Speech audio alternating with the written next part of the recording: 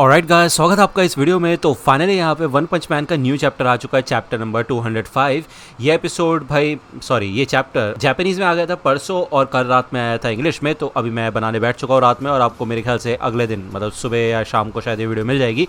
ठीक है, डिपेंड करेगा कि कब बन जाती है ये वीडियो। स्टार्टिंग में अगर मैं एज यूजुअल बात करूँ, चैप्टर के पेज पे हमें साइटामा का सीन दिखाया जाता है, लेकिन भाई कोई उम्मीद मत करना क्योंकि पूरी चैप्टर में साइटामा का ही है नहीं, बस हमारा काटा जा रहा है, मैं बता रहा हूँ तुमको। लेकिन अगर तुम्हें साइटामा को देखने की इतनी तलब हो रही है ना, तो मैं सोच रहा था कि मैं ओपीएम की टेरर 3 कवर करना शुरू करूँ, लेकिन उसकी सोर्स मेरे को नहीं मिल रही है। अगर तुम में से किसी को भी पता है कि यार उसकी सोर्स कहाँ से मिलेगी, तो यार तुम मेरे को इंस्टाग्राम पे कांटेक्ट करना, सारी इन्फॉर्मेशन डिस्क्रिप्शन में मिल जाएगी कैसे कांटेक्ट करना है मुझे, ठीक है ना। क्योंकि मेरा एक जो दोस्त है, जो हमारे सब्सक्राइबर है, जो मेरे को ये चैप्टर्स के अपडेट देते हैं, उनको भी थोड़ा कन्फर्मेशन नहीं है। उन्होंने मेरे को कुछ सोर्सेज भेजी है जो कि मैं भी चेक करूँगा, साथ में आप भी मेरे को बताना, ठीक है। तो चलिए फिर ये वीडियो शुरू कर लेते हैं, बाकी बातें वीडियो के एंड में कर लेंगे। अब जैसे कि आपको याद होगा, लास्ट एपिसोड में कोको और मार्स लियो दोनों ही सूर्य के ऊपर हमला करते हैं, लेकिन सूर्य को भाई घंटा कोई फर्क नहीं पड़ता, मतलब वो हिलता तक नहीं अपनी जगह से। तो भाई कैसे अटैक कर रहे हैं लोग। एनीवे, यहाँ पे मैकॉय इंट्रोडक्शन देता है सूर्य का। वो बताता है कि इसके उसूल ये है कि इसका कोई उसूल नहीं है, ठीक है। ये बिल्कुल मस्त रहने वाला मार्शल आर्टिस्ट है और तुम इसकी ताकत तो अपने आंखों के सामने देख ही सकते हो। इसका नाम है सूर्य, ठीक है। अब यहाँ पे सूर्य एक ही लात में कोको को उड़ा देता है। कोको जाके गिरता है एक बंदे के ऊपर, जो कि कहता है उप्स, क्या तुम ठीक हो। हाँ, यहाँ पे उसका इंट्रोडक्शन दिया जाता है। ये नया बंदा है जिसका नाम है ए, ठीक है। अब ये बंदा एक हिटमैन है जिसके सर पे स्पेशल A क्लास बाउंटी है, मतलब भाई सर पे इनाम रखा गया है इसके, मतलब इतना ज्यादा क्रिमिनल बंदा है ये। मैकॉय बताता है कि इसके कॉम्बैट स्किल्स सच में काफी कमाल के हैं, जिससे कि ये मॉन्स्टर्स को भी धूल चटा सकता है। उसने हमारी ऑर्गेनाइजेशन को ज्वाइन करना समझा एक कंडीशन के लिए, ठीक है ना, कि वो हमेशा हमारे सर्वेलेंस के अंडर रहेगा, ठीक है। तो ये कहता है यार तुम अपने आप को चोट वोट मत लगवा लेना यार ऐसे लड़ाई वड़ाई करके, ठीक है ना। तो यहाँ पे सेकिंगर अपना इंट्रोडक्शन देता है कि मैं हूँ सेकिंगर इंटेलिजेंस डिवीजन से। वो कहते हैं कि यार इसको सर्वेलेंस के बजाय बचाना नहीं कहेंगे, तुमने इसको बचा रखा है लॉ से, है ना, इसी वजह से तुमने उसे हायर किया ना, कि तुम उसे लॉ से बचा के रखोगे। तो चाइल्ड एम्पायर कहता है कि वैसे हीरो एसोसिएशन भी यही काम कर रही है, वो नए रिक्रूट्स को इसी तरीके से हायर कर रही है, क्योंकि अगर हम प्रॉपर्ली इन लोगों को कंट्रोल कर पाए, उनकी एबिलिटीज को यूज कर पाए, तो शायद हम लोगों के सामने एक नया पहलू पेश कर सकते हैं। और अभी की सिचुएशन के हिसाब से ये सब कुछ ही ठीक है कि नहीं। तो मैकॉय कहता है कि इस बंदे का नाम है वाइल्ड एम्पायर और ये पहले एक S क्लास का हीरो हुआ करता था। हम काफी खुशकिस्मत है कि ये 10 साल का जीनियस हमारे पास आया और मुझे उम्मीद है कि एक दिन ये जरूर न्यू हीरोज का लीडर बनेगा। तो रियोमोन कहता है कि अच्छा कंट्रोल करोगे, वो भी हमें। तो ए कहता है अच्छा बढ़िया बेटा, अपना 100% दे देना, ठीक है। तो वाइल्ड एम्पायर कहता है कि हाँ मैं अपना 100% दूंगा। यहाँ पे वो मन में कहता है कि वैसे देखा जाए तो हमने पूरी तरह से नियो की फंडिंग सोर्सेज का पता लगा लिया है।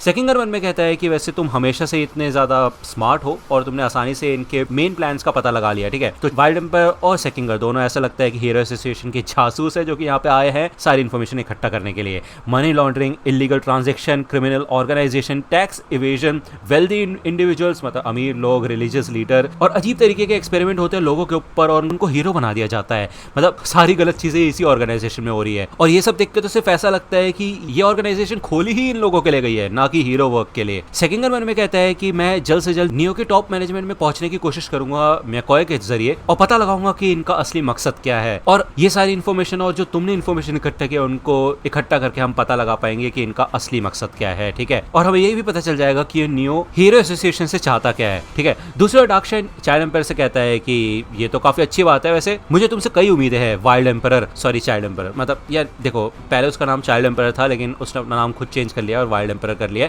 लेकिन चाइल्ड एम्पायर बोल सकता हूँ मैं, है कि नहीं। डार्कशाइन कहता है कि मैं अपनी पूरी कोशिश करूंगा, एक ट्रेनर के तौर पे अपना 100% दूंगा। तो वाइल्ड एम्पायर कहता है कि तुम्हारे मुंह से ये सारे शब्द सुन के काफी अच्छा महसूस हुआ मुझे। तो सेकिंगर खुद शॉक हो जाता है कि भाई ये क्या बोल रहा है ये बंदा, मैंने सोचा नहीं था कि तुम जैसा इतना कमाल का S क्लास का हीरो इतनी जल्दी रिटायर हो जाएगा। तो यहाँ पे डार्कशाइन हंसता है और वो कहता है कि मेरे जैसा बंदा जो चमक नहीं सकता उसे एक हीरो कंसिडर नहीं किया जा सकता। तो मेटल बैट कहता है भाई क्या बोल रहे हो तुम। तो सेकिंगर कहता है कि मुझे ऐसा लगता है कि जिस चीज के लिए तुम सबसे ज्यादा काबिल हो तुम्हें वही चीज करनी चाहिए। वाइल्ड एम्पायर कहता है कि एक ऐसा इंसान जो कि ट्रेनर इसलिए बना क्योंकि उसका कॉन्फिडेंस पूरी तरह से खत्म हो चुका है, वो दूसरे लोगों को कैसे गाइड करेगा, मतलब कितना वीक माइंडसेट है तुम्हारा। तो ये सुन के तो भाई थोड़ा डिप्रेस हो जाता है डार्कशाइन, वो भाई नीचे ही झुक जाता है पूरा। मैं कोई कहता है अरे चिंता करने वाली कोई बात नहीं, डिटेल से कोई लेने देना नहीं है, ठीक है ना। हमने तो बस अनाउंसमेंट की थी कि एक S क्लास का हीरो हमें ज्वाइन करने वाला है ट्रेनर के तौर पे, तो इसी वजह से काफी सारे लोग अट्रैक्ट हो गए और हमारे ऑर्गेनाइजेशन में पार्ट लिया उन्होंने।